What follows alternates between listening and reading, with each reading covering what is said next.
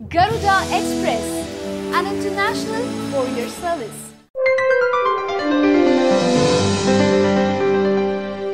రెండు తెలుగు రాష్ట్రాల్లో ఇప్పుడు ఏం జరుగుతుంది? కేంద్రం ముందుగానే సీఎంలకు సిగ్నల్స్ అందించారా? వీళ్ళ హడావిడంతా గమనిస్తే ఎన్నికలు ముందస్తుగానే రాబోతున్నట్లు తెలుస్తుంది. పార్టీలు ఒకరిపై ఒకరు పంచివేస్తూ పొలిటికల్గా మరింత వేడెక్కుతున్నాయి. ఆ వివరాలేంటో మీరే చూడండి. మొత్తానికి ఏదో జరుగుతుంది. రెండు తెలుగు రాష్ట్రాల్లో అన్ని పార్టీలు ముందస్తు ఎన్నికలకు రెడీ అయిపోతున్నాయి.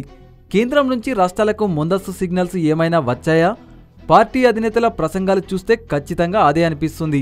ఇప్పటిదాకా సైలెంట్గా ఉన్న తెలంగాణ కాంగ్రెస్ పార్టీ నేతలు ఒక్కొక్కరు ఇప్పుడు గలం విప్పుతున్నారు.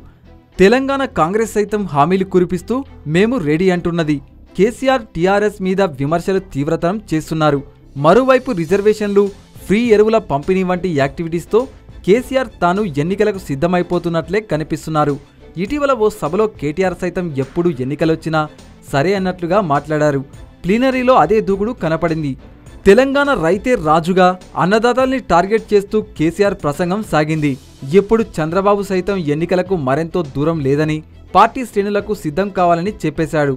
ఎన్నికల ప్రచార సభలు నిర్వహించాలని, ఇకపై తాను పార్టీ కార్యక్రమాలపై బాగా ఫోకస్ చేస్తానని ప్రకటించాడు. గత ఏడాదితో పోల్చుకుంటే టీడీపీకి ఏకంగా 16.13% పైగా ఆదరణ పెరిగిందని, జగన్ పార్టీకి మాత్రం 13.45% ఆదరణ తగ్గిందని చెబుతూ ఇకపై ఎన్నికలే లక్ష్యంగా ప్రజల్లోకి వెళ్లాలని బాబు తను పార్టీ శ్రేణులకు పిలుపునిచ్చాడు. తన నివాసంలో జరిగిన పార్టీ సమన్వయ కమిటీ సమావేశంలో తను వివరంగానే ఎన్నికల విషయంలో మాట్లాడారు. కాంగ్రెస్ పార్టీ మరీ 1%కే పరిమితమైపోయిందని కూడా చంద్రబాబు చెప్పడం జరిగింది. ఏం జరుగుతున్నది? చంద్రబాబు వంటి నేత హఠాత్తుగా సార్వత్రిక ఎన్నికల గురించి పార్టీ శ్రేణులను అలర్ట్ చేయడమంటే దానికి ప్రాధాన్యం ఉన్నట్టే లెక్క. ప్రధాని మోడీ చెబుతున్నట్టు రాష్ట్రాల శాసనసభలకు, లోక్సభకు ఒకేసారి ఎన్నికలు జరగాలనే కార్యాచరణను తప్పనిసరిగా ఈసారి అమల్లోకి తీసుకురాబోతున్నారా? ఈ లెక్కన 2018లోనే రెండు తెలుగు రాష్ట్రాలు ఎన్నికలకు సిద్ధపడుతున్నాయా? ఈ సందేహం బలపడుతున్నది.